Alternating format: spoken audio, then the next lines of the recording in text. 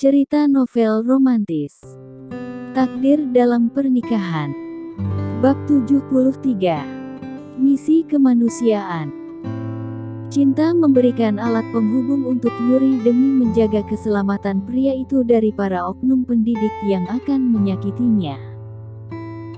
Aku memasang alat penyadap ini pada jam tangan ini. Sekarang benda ini jadi milikmu.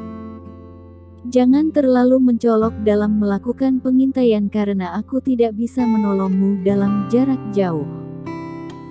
Putar pengatur jam ini jika kamu dalam bahaya. Alarm bahaya akan menyala di jam tangan aku juga. Dengan begitu aku akan segera datang menyelamatkanmu, ucap Cintami memberitahu cara kerja alat itu jika ponsel milik Yuri disita oleh oknum dosen. Mengapa kamu yang diutus untuk menjalankan misi aneh ini, Uhti? Yuri menatap mata Cintami sama seperti milik adiknya yang meninggal karena kejeniusannya untuk mengusut kasus yang tidak terpecahkan di kampus itu. Hanya saja ia tidak dibekali dengan ilmu bela diri untuk melindungi dirinya hingga gadis itu mati sia-sia sebelum tujuannya tercapai. Itulah sebabnya ia ingin meneruskan perjuangan adiknya dan sekarang bukan hanya dirinya sendiri yang ingin menamatkan riwayat oknum pendidik di kampus itu, namun ada juga wanita hebat yang super jenius menjadi seorang agen rahasia yang sudah terlatih dengan kemampuan bela diri dan skill yang tinggi hingga bisa menguasai segalanya seperti urusan teknologi canggih sebagai alat penghubung. Ini adalah misi kemanusiaan. Aku tidak boleh menolaknya karena Allah sudah menganugerahi aku dengan kemampuan yang luar biasa agar bisa bermanfaat untuk orang banyak. Jika hanya sebuah bentuk kebanggaan saja, bagaimana pertanggungjawaban aku di hadapan Allah nanti? Imbuh cinta yang baru dimengerti oleh Yuri. Semoga perjuanganmu dalam misi ini selalu dalam lindungan Allah. Jika Allah memberimu anugerah, pasti Allah juga akan melindungimu dari orang-orang yang akan menghalangi jalanmu, tutur Yuri penuh kagum pada Cintami. Terima kasih Tuan Yuri. Selamat berjuang di jalan Allah.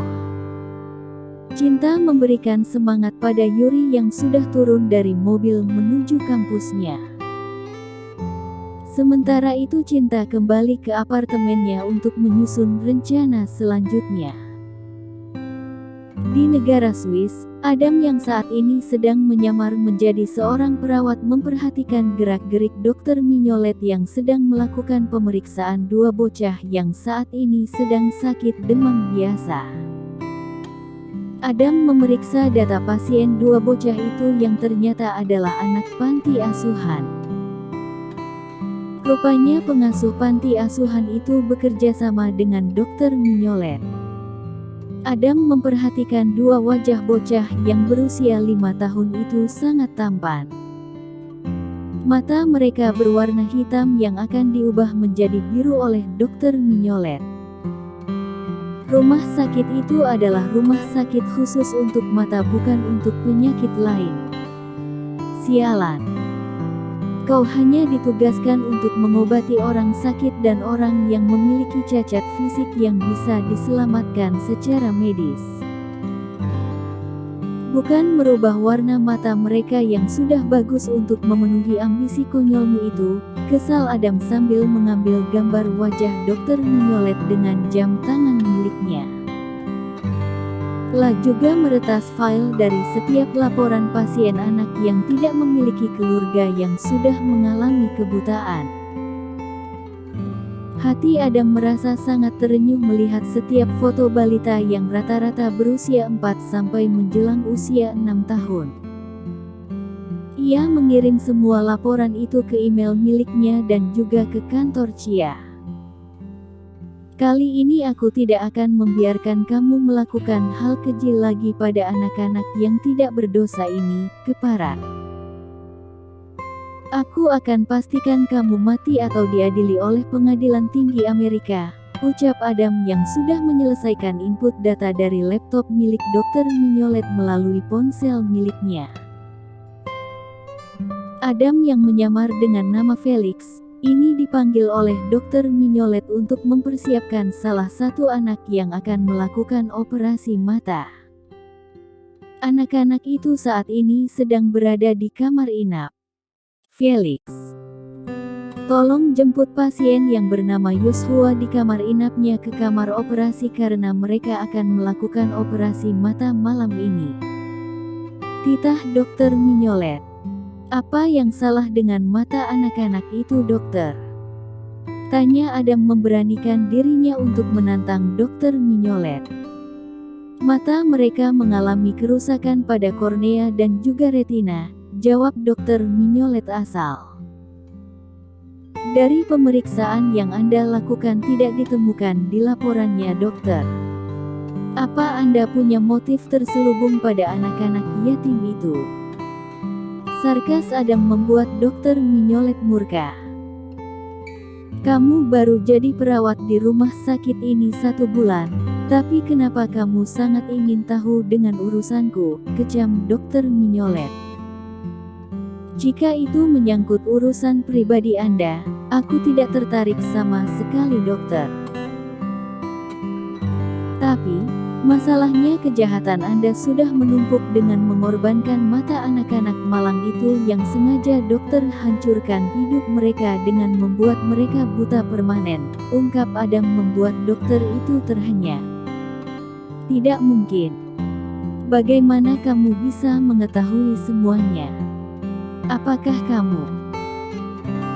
Ucapan Mignolet terpotong seraya meraih gagang telepon memanggil security untuk menangkap Adam yang lancang mengungkapkan rahasianya, namun sayang sekali kabel teleponnya sudah diputuskan oleh Adam. Dr. Mignolet terlihat gusar lalu mengambil ponselnya untuk memanggil rekannya yang ada di luar sana, namun Adam juga sudah mengembalikan ponselnya itu ke model pabrik. Tidak ada satu kontak yang tertinggal di dalam ponsel itu, bahkan aplikasi semua media sosial milik Dr. Mignolet sudah dihapus oleh Adam hingga Dr. Mignolet makin frustasi. Apa yang bisa kamu lakukan sekarang, dokter? Lihatlah dirimu sekarang tidak bisa melakukan apapun. Tedek Adam membuat wajah Dr. Mignolet makin terlihat pucat. Adam mengeluarkan suntikan cairan obat yang bisa mengakibatkan dokter itu mengalami serangan jantung dan stroke. Apa yang kau lakukan? Tidak. Tolong jangan menyakitiku. Apakah kamu ingin membunuhku? Hah? Tanya Dr. Mignolet sambil membuka laci mejanya untuk mencari pistolnya. Jelas saja untuk membunuhmu. Kenapa? Apakah kamu takut? Wajah datar nan menakutkan warisan dari sang ayah membuat Dr. Mignolet memantapkan dirinya untuk menembak Adam. Jangan mendekat, atau aku akan menembakmu. Ancam Dr. Mignolet dengan mengarahkan pistolnya ke dada Adam. Silahkan menembakku. Tapi, apakah dokter sudah memeriksa pelurunya? Seringai licik Adam membuat Dr. Mignolet menarik pelatuk pistolnya beberapa kali namun tidak ada yang meletus. Pantas. Rasanya sangat ringan, ucap Dr. Mignolet membuang pistolnya asal. Tanpa membuang banyak waktu, Adam langsung menerjang tubuh Dr. Mignolet seraya menancapkan suntikan ke leher dokter jahat itu. Dr. Mignolet langsung jatuh lalu pingsan. Adam menarik tubuh Mignolet lalu membopongnya ke atas brankas pasien. Telah menarik alat untuk memeriksa mata pasien yang biasa dilakukan oleh Mignolet pada pasiennya dan kini benda itu sudah berada di atas mata Dr. Mignolet. Setelah memasang alat penyangga kelopak mata Mignolet agar terbuka, Adam memastikan kembali kedua mata Mignolet terbuka sempurna. Ia lalu meneteskan cairan untuk membuat kedua mata menyolet seperti orang yang buta katarak. Setelah itu Adam menurunkan lagi tubuh Dokter Minyolet lalu dibuat jatuh seperti orang yang baru kena serangan jantung mendadak dengan keadaan mejanya berantakan. Adam keluar seraya berteriak minta tolong pada petugas medis lainnya. "Tolong! Tolong! Tolong!" teriak Adam terlihat panik. "Ada apa Felix?" tanya Suster Agatha. "Sepertinya Dokter Minyolet kena serangan jantung. Tolong panggilkan petugas ambulans untuk membawa Dokter Minyolet ke rumah sakit jantung." Panik Adam penuh drama. "Astaga! Apa yang terjadi pada suamiku?" teriak Dr. Helen saat melihat suaminya didorong oleh petugas ambulans yang tidak lain adalah rekannya Adam yang menyamar sebagai sopir ambulans dan juga perawat ambulans untuk penjemput pasien. "Maaf Dr. Helen. Sebaiknya Anda memakai mobil pribadi saja untuk menyusul suami Anda ke rumah sakit." "Biar Dokter Minyolet saya yang urus," ucap Adam sambil menahan tubuh Dr. Helen agar tidak ikut dengannya masuk ke mobil ambulans itu. "Baiklah. Tolong kabarin aku kalau suamiku sudah berada di ruang IGD," pinta Dr. Helen sambil menangis. "Baik dokter. Kami berangkat dulu." Adam masuk ke dalam mobil ambulans itu. "Kita langsung ke bandara untuk membawa pulang bajingan ini untuk diadili di negara Amerika," titah Adam pada kedua temannya. Baru saja mobil ambulans itu masuk ke jalan tol menuju bandara, tiba-tiba ada mobil yang tidak dikenal mengejar mobil ambulans yang membawa Dokter Minyolet. Ada juga mobil polisi setempat yang ingin menangkap Adam dan komplotannya. Tambahkan kecepatan mobilnya. Titah Adam panik karena takut ketahuan oleh pihak kepolisian setempat. Mobil iring-iringan polisi yang melintas di jalanan ibu kota Jeneva yang awalnya dikira Adam adalah mobil polisi dan musuh yang sedang mengikuti mereka ternyata sedang mengawal presiden menuju bandara. Adam dan kedua temannya bernafas lega sambil melirik Dokter Minyolet yang masih terbaring lemah karena masih di bawah pengaruh obat bius. "Kita harus secepatnya ke bandara sebelum istrinya menyadari kalau kita telah menculik suaminya ini," titah Adam.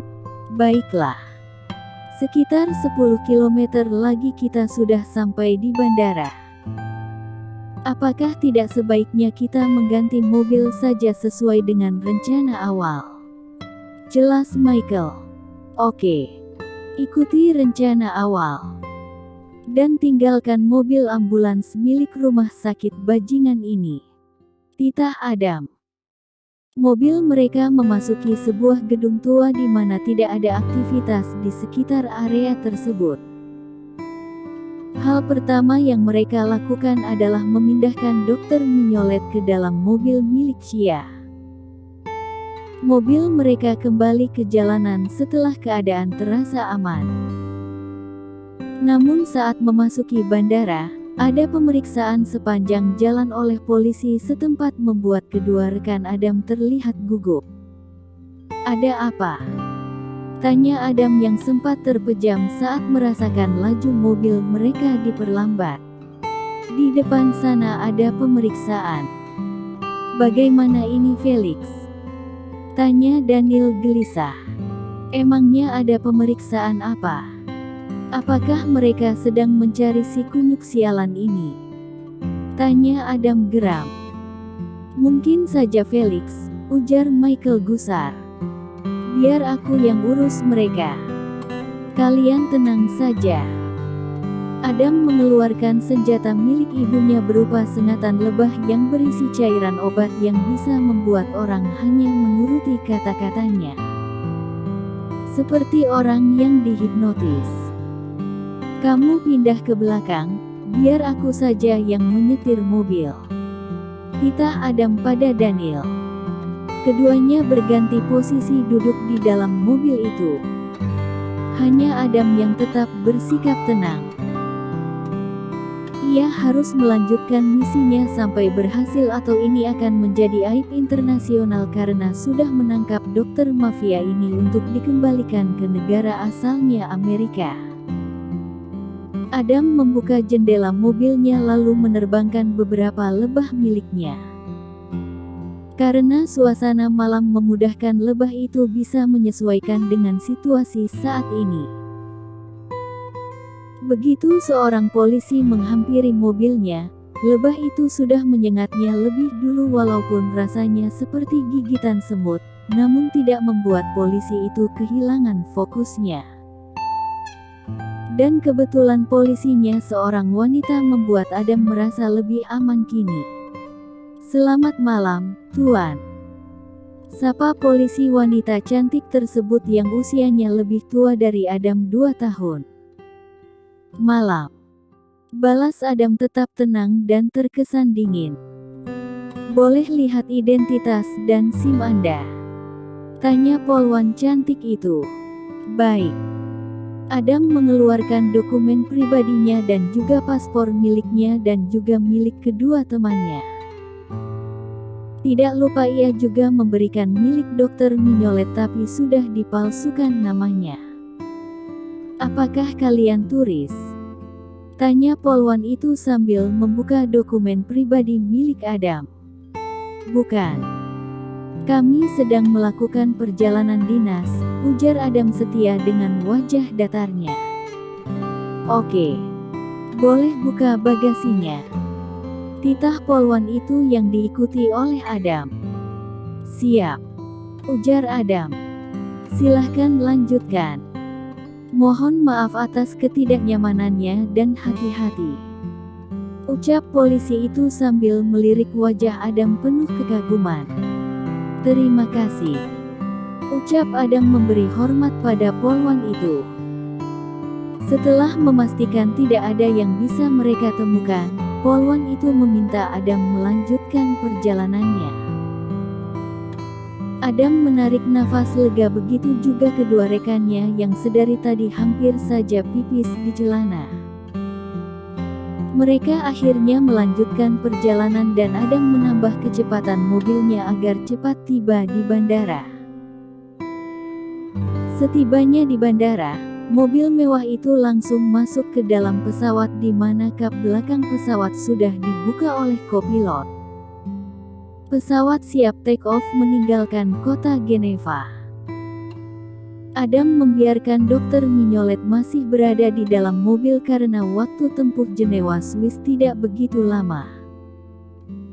Adam dan kedua rekannya merilekskan tubuh mereka dan memilih untuk beristirahat sambil menanti pesawat mereka tiba di Virginia, Amerika. Saat ini Bunga menjalankan misinya, yaitu menyamar menjadi seorang dokter kecantikan yang melayani langsung tamu VVIP di klinik kecantikan yang ada di kota Istanbul, Turki. Kini ia sudah lebih dekat dengan seorang nyonya besar yang merupakan istri dari Tuan Murad.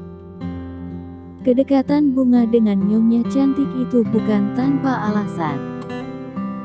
Kebetulan sekali nyonya itu berasal dari Indonesia saat mengetahui Bunga adalah orang Indonesia.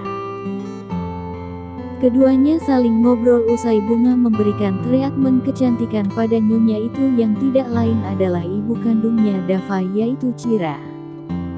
"Bunga, minggu depan adalah ulang tahunku.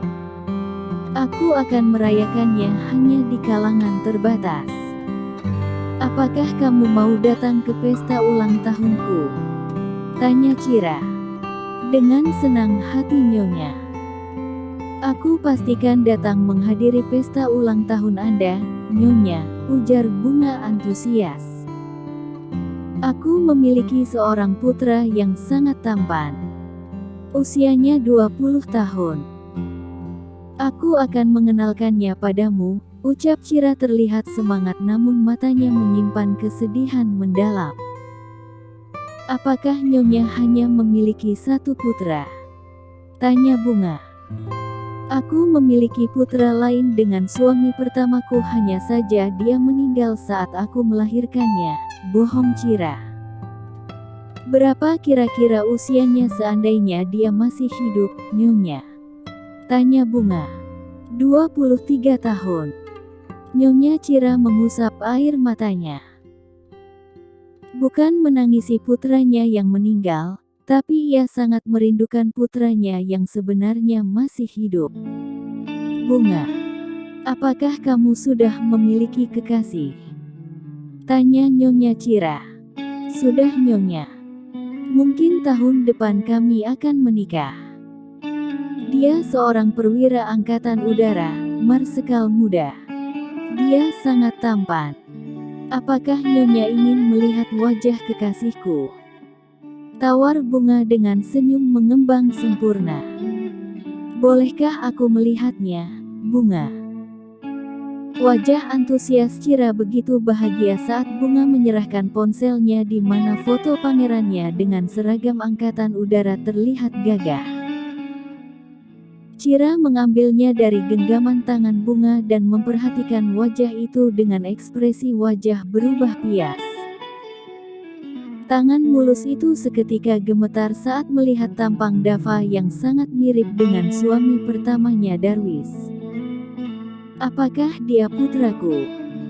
Wajah mereka sangat mirip, batin Cira lalu menyerahkan ponsel milik Bunga. Raut wajah yang awalnya terlihat syok berubah sendu. Ia berdiri dan pamit kepada Bunga karena tidak kuat menahan kerinduan pada putranya karena selama ini ia tidak punya keberanian untuk mencari keberadaan putranya sejak ia diculik dan dinikahi oleh Murad. Bunga, aku tunggu kedatanganmu di pesta ulang tahunku.